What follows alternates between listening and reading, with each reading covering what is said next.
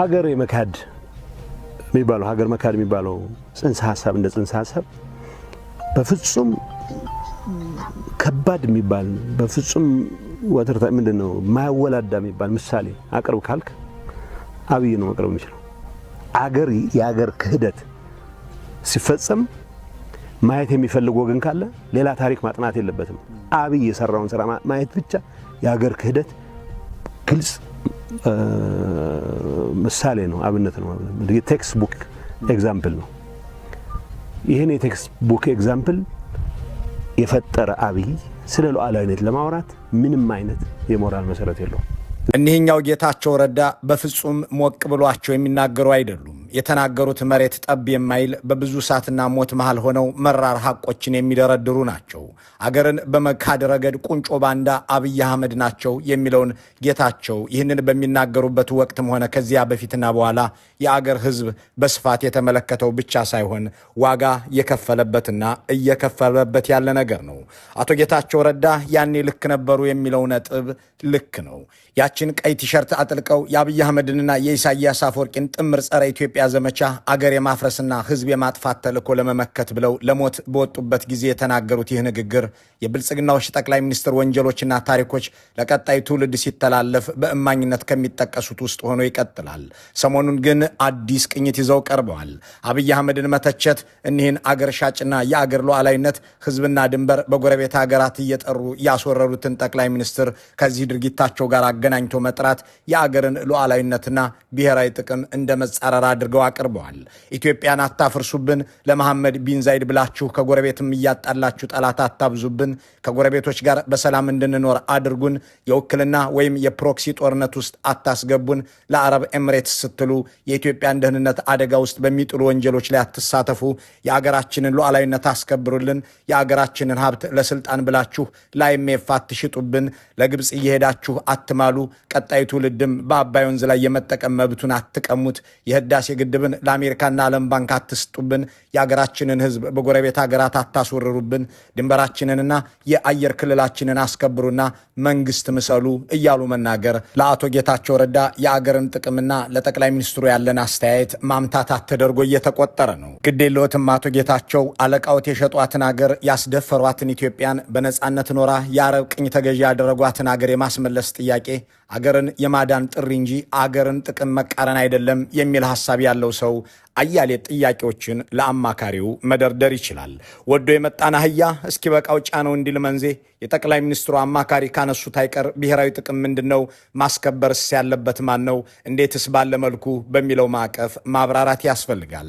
እናም ጥያቄ ለአቶ ጌታቸው ረዳ አንድን አገር ለሌላ አገር መሰለል የክህደቶች ሁሉ ቁንጮ እንደሆነ አሳምረው ያውቃሉና ለአሜሪካ ሰልል ነበር፣ ለአሜሪካም እሞታለሁ፣ የምዕራባውያን ጦርነት የሚዋጉ ሰዎችን እልካለሁ የሚሉት እርስዎ የሚያማክሯቸው ጠቅላይ ሚኒስትር አይደሉምን? ለመሆኑ እንዲህ ያለ የአገር ክህደት ወንጀላቸውን በአደባባይ የሚናዘዙትን ጠቅላይ ሚኒስትር ማማከር በራሱ ክህደት አይመስልዎትምን? የቀድሞ ጌታቸው ረዳ ይህንን ጥያቄ ሲመልሱት አብይ ለአሜሪካ ይሰልል የነበረው አሜሪካኖች ጠይቀውት ሳይሆን ጠይቆ ነበር በማለት ነበር። ሉዓላዊነት ተደፈረ ብሎ ስለ አሜሪካ ሲያወራ ለሀገር ለነሱ ስራ ሲሰራ ነበር። አብይ አህመድ ለአሜሪካ የስለላ ተቋማት ጠይቀው ሳይሆን ጠይቆ ይሰራ ነበር። ጠይቆ እዚህ ጋር ጌታቸው ረዳ የሚናገሩት እሳቸው እንዳሉት በጦርነት ውስጥ ሆነው ሞቅ ብሏቸው ሳይሆን ትክክለኛውን ነበር። ራሳቸው ጠቅላይ ሚኒስትሩ በአንደበታቸው ለዘ ኒውዮርከር ዘጋቢ ሊ አንደርሰን ነግረውታል። በ2014 የመጀመሪያ ወራት በታተመውና በዚህ በምስሉ ላይ በሚታየው የመጽሔቱ ሪፖርት ላይ እኔ ለአሜሪካ እሰልል ነበር፣ ይህንን እንደማደርግም የአሜሪካ ደህንነት ተቋማት በደንብ ያውቃሉ፣ ያውቁኛል። እነ ባይደን ባይመጡ ኖሮና እነሱ አልረዳሉኝ እንጂ እኔ የአሜሪካ ወዳጅ ነበርኩ፣ አሜሪካን ከአሜሪካውያን በላይ አውቃታለሁ፣ እሞትላታለሁም ብለዋል።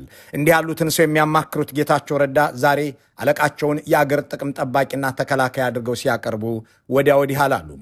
አቶ ጌታቸው ሆይ ኢትዮጵያን የማፍረስ የታቀደና የታወጀ ፕሮጀክት ካላቸው ኢሳያስ አፈወርቂ ጋር ገጥሞ አገር ያፈረሰ የአየር ኃይልን ጓዳ ጎድጓዳ አስሶ ያስጎበኘ ከዚያም ጦር ይዞና ጋብዞ ሚሊዮኖችን የፈጀ ሰው የብሔራዊ ደህንነት አደጋ እንጂ የአገር ጥቅም ጠበቃ ይሆናልን የሚለውን ጥያቄ ቢጠየቁ ከ5 እና 4 ዓመታት በፊት ቢሆን እቅጩን ይናገሩ ነበር። ከኢሳያስ አፈወርቂ ጋር ሆኖ ኢትዮጵያን አፍርሷል በማለት አብይ ክህደትን እንደ ሙያ የቆጠረ ሰው ነው።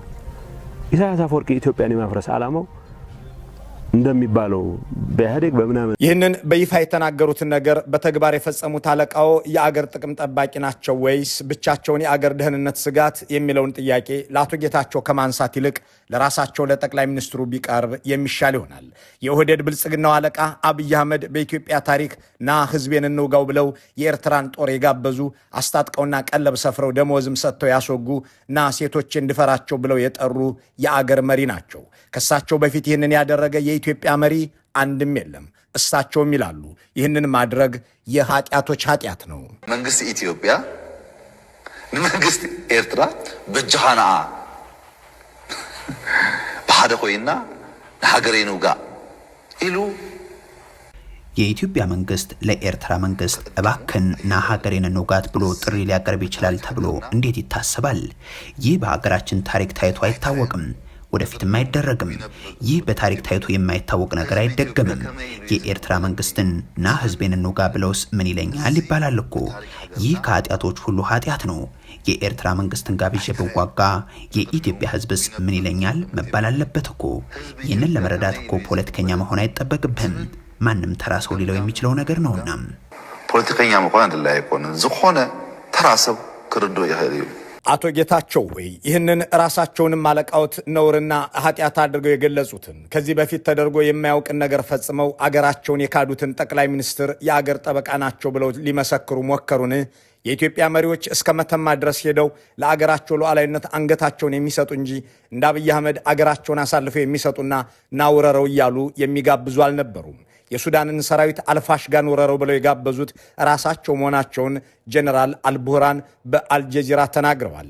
ይሄ ሰው ያበደ ወይ ገብተህ አገሩን ውሰደው ያለኝ እኮ እሱ ነው፣ ይሄ ሰው ያበደ ወይ ሲሉም በአብይ አህመድ ተሳልቀዋል። ዋናው ጠላት ትግራይ ነው እያሉ የአገሪቱን ሀብት ብቻ ሳይሆን የምስራቅ አፍሪካ ሀገራትንም ማስተባብረው ሚሊዮኖችን የጨረሱትን አለቃዎትን የብሔራዊ ደህንነት ዋስ ጠበቃ አድርገው ሲጽፉ ቃላትና ፊደላት እንዴት ታዘዙልዎት? ይህን ለማለት ግን ትንሽ የሚያምርበት ሰው ከሌለ በእርግጠኝነት በጣም የሚያስጠላበት ሰው ካለ አብይ አህመድ ይሄን ማለት አይችልም። ምክንያቱም ሉዓላዊነትን በሳህን ለኢትዮጵያ ጠላቶች አሳልፎ የሰጠ ሰው ነው። ይሄን ከሰጠህ በኋላ እንዲሆንኩ የሚባል ጨዋታ አንደኛ የሚቀበለው ሰው ካለ በጣም የሚያስገርመው።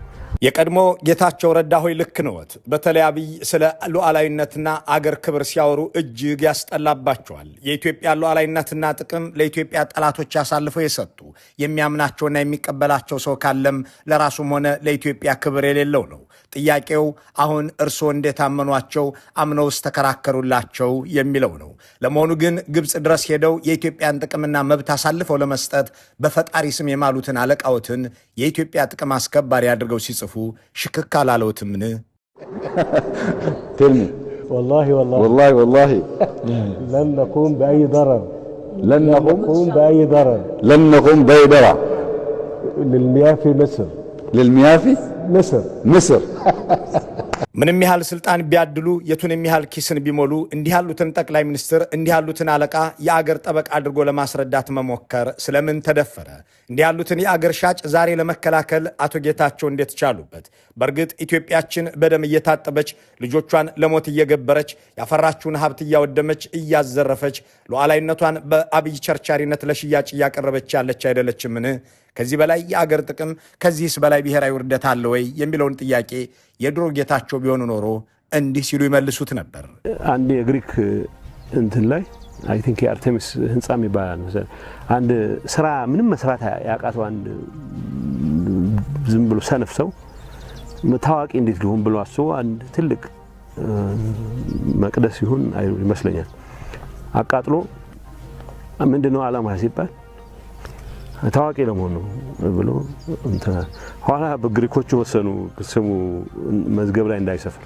ያው ስሙ ግን እኔ ማነሳዋለሁ። አሁን አብይ መታወስ ከሚችል ከሆነ ካሁን በኋላ እንዳይፈርስ ብዙ የሞከረለትን ሀገር በአጭር ጊዜ ውስጥ በህዝብ ድጋፍም ጭምር በጭብጨባም ጭምር ኢትዮጵያ ማፍረስ እንደቻለ ትንሽ ሰው ተደርጎ ነው። ግን አንፎርቹኔትሊ ያው ትውልድ ሲዘክረው ይኖራል። ኢትዮጵያን ያፈረሰው ዱርዬ ተብሎ ሲታወስ ነው የሚኖረው ማለት ነው። ጌታቸው ረዳ ይህንን ቁልጭ ያለ ሐቅ የተናገሩት እሳቸው እንዳሉት ሞቅ ብሏቸው ሳይሆን ያኔውም ሆነ የአሁኑን እውነት ነበር። ያኔ በተጋጋለ ጦርነት ውስጥ ሆነው አብይ አህመድ ኢትዮጵያን ለማፍረስ ከትግራይ ጀምሬ ልዝመት ብለው ሚሊዮኖችን በሚገድሉበት አውድማ መሃል ሆነው ነው። ከዚያን ጊዜ ጀምሮ የጠቅላይ ሚኒስትሩ ጸረ ኢትዮጵያ ፖሊሲና የጦርነት ፕሮጀክት አንድም ጊዜ አንድም ቦታ ላይ አልተለወጠም። አሁንም እየቀጠለ ነው። ያኔ ለኢሳያስ አፈወርቂ ሲባል፣ ዛሬ ደግሞ ለመሐመድ ቢን ዛይድ ሲባል ኢትዮጵያ እንድትፈራርስና እንድትዳማ እንድትደማ እየተደረገች ነው። ታዲያ ጌታቸው ብሔራዊ ጥቅምና ሀገራዊ ሉዓላዊነት ሲሉ ምን ማለታቸው ነው? ስለ የትኛው ብሔራዊ ጥቅምስ ነው የጻፉት የሚለውን አላብራሩም። ሱዳንን ለማፍረስ የተነሳውን ሚሊሻ ጄኔራል ሄሚቲን ለማስታጠቅ ብልጽግና በኢትዮጵያ ግዛት ውስጥ በኤምሬትስ ትዕዛዝና ገንዘብ የጦር ሰፈር መመስረቱ ነው የኢትዮጵያ ብሔራዊ ጥቅም? ለመሆኑ ግን ከሽፍታ ጋር መስራት የኢትዮጵያን ጥቅም የሚያስከብረው እንዴት ነው? ከሱዳን መፍረስ ኢትዮጵያስ ምን ታተርፋለች? ሱዳን ሰላም በነበረች ጊዜ ሚሊዮን ኢትዮጵያውያን ነግደውና ሀብት አፍርተው የሚኖርባት ሀገር አልነበረችምን? ሱዳን ሰላም በነበረች ጊዜ የአልበሽር አስተዳደር ግብፅን ትቶ ከኢትዮጵያ ጋር አልተሰለፈም ነበር ወይ? የህዳሴ ግድብን መስራት ለእኛም ይጠቅማል ብሎ ደግፎ ግንባታ ስፍራው ድረስ ማሽነሪዎችን አላዋጣም ነበርን? ይህንንስ ከአቶ ጌታቸው በላይ የሚያውቅ የብልጽግና ሹም ከቶ ከወዴት አለ? አብይ አህመድ የኢትዮጵያ አጋር የነበረችውን ሱዳንን ክደው ካይሮ ሄደው በመማል ወዳጅነትን ሲያፈርሱት ተካድሁ ያለው የካርቱም አስተዳደር ከዚያ በኋላ ከግብፅ ጋር እንዲሰለፍ አልተደረገምን? ይህንን ሁሉ አድርገው የህዳሴ ግድብን ጉዳይ ለአሜሪካና ዓለም ባንክ አሳልፈው የሰጡት አብይ አህመድ መሆናቸውንስ እንዴት ዘነጉት?